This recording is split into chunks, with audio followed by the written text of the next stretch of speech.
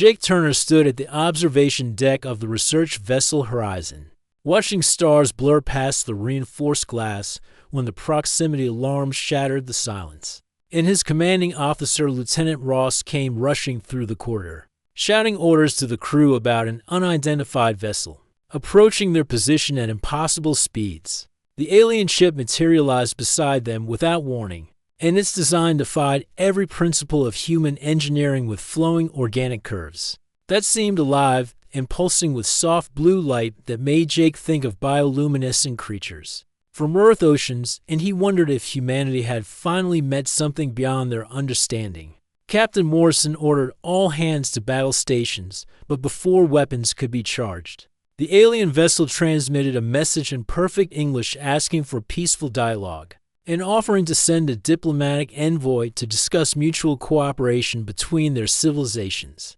3 hours later, Jake found himself assigned as the military liaison to the alien delegation. Because he had studied xenobiology at the academy and spoke for Earth languages, which somehow qualified him to meet beings from another world, and he tried not to laugh at the absurdity of his credentials. The airlock door opened with a hiss of equalizing pressure, and she walked through, like she owned the universe itself, and Jake forgot how to breathe because nothing in his training had prepared him for someone like Lyria. She stood roughly human height, but her skin shimmered with an inner light that shifted between silver and pale blue, depending on the angle, and her eyes were large and expressive, changing from deep violet to bright amber as she scanned the docking bay. And when those eyes landed on him, something electric passed between them that made his heart stutter. Her people called themselves the Varani, and they had been watching humanity for decades, waiting for the right moment to make contact, and Lyria served as their chief xenobiologist,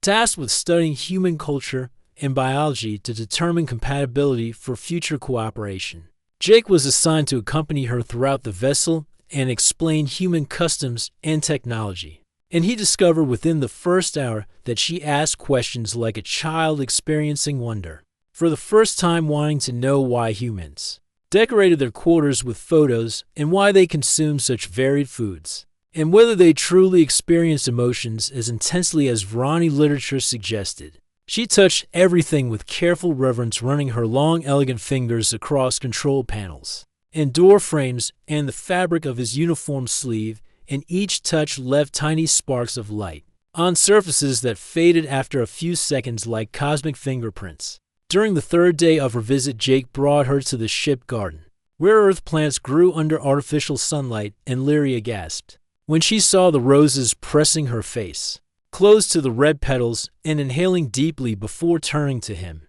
with eyes blazing gold, and declaring that humans must possess souls if they could create such beauty. He laughed and plucked a rose for her, carefully avoiding the thorns, and when he tucked it behind her ear where it glowed against her silver skin, she looked at him with an expression he could not name but felt in his chest like a physical weight. They spent hours in that garden talking about their worlds, and Jake learned that Varani experienced emotions through color shifts in their eyes and skin, while humans had feelings behind expressions and words, and she found this fascinating, touching his face gently and asking what color his heart would be if she could see it. He wanted to say it would be the same gold as her eyes in that moment, but instead he just smiled and changed the subject because falling for an alien diplomat seemed like the worst possible idea for a junior officer trying to build a career. But the universe cared nothing for his career plans, and over the following weeks, as diplomatic talks continued, Jake found himself seeking her out during every spare moment,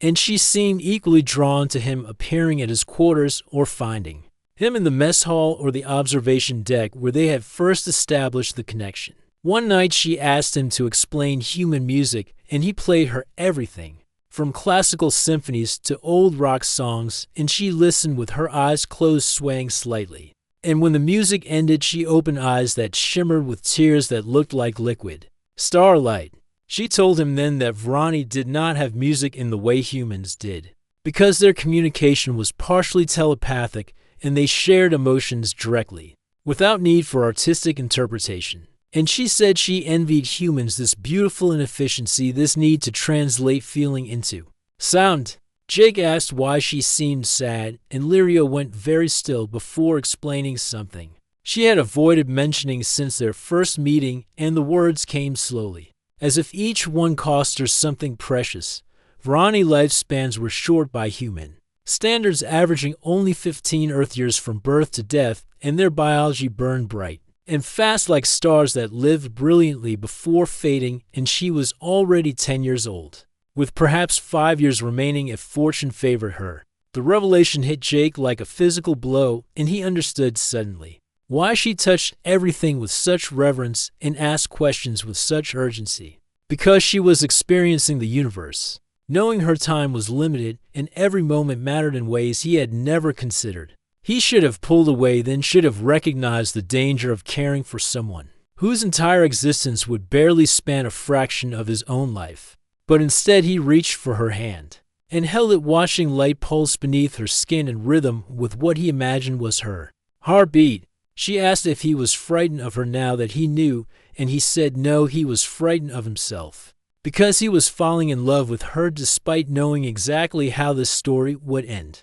And she made a sound that might have been a laugh or a sob and pulled him close. Their relationship became an open secret aboard the Horizon, and Captain Morrison called Jake to her office to ask if he understood the implications of becoming involved with an alien whose culture and biology they barely understood, and he said yes, and she studied him for a long moment before dismissing him with orders to be careful. Lyria taught him to read the colors in her eyes and skin, and he learned that deep blue meant contentment, and purple meant curiosity, and gold meant joy, and red meant passion, and the rare flash of white meant fear, and he memorized each shade like his life depended on it. He taught her about human kissing, and she found it strange at first, this pressing of mouths together. But then she understood it as another form of communication, and she kissed him back with enthusiasm that made his head spin and left tiny glowing marks on his lips that faded slowly.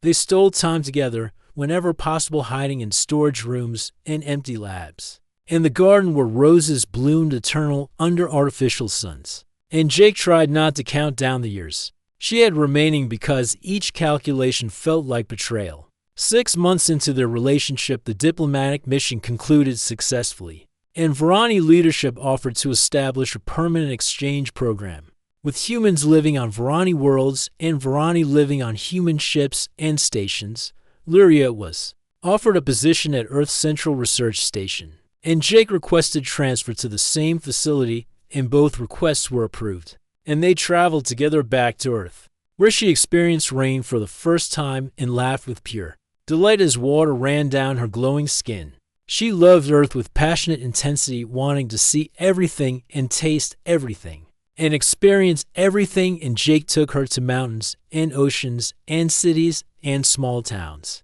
and watched her eyes cycle through every color as she absorbed humanity in all its messy glory. His mother met Lyria at their home in Colorado, and after initial shock welcomed her with warmth that made Lyria's eyes turn soft gold, and his mother pulled him aside, later to say that she understood why he had chosen this path, even knowing the cost, and that love was always worth the pain that came after. 3 years passed in a blur of happiness and discovery, and Jake watched Lyria age in subtle ways that humans might miss, but he had learned to read every shift in her appearance. And he saw the slight dimming of her inner light, and the way she tired more easily and needed more rest. She never complained, never showed fear, but sometimes he caught her standing alone, with eyes flashing white just for a moment before she noticed him watching, and shifted back to blue contentment. In their 4th year together, Lyria began working on a project she kept secret even from him,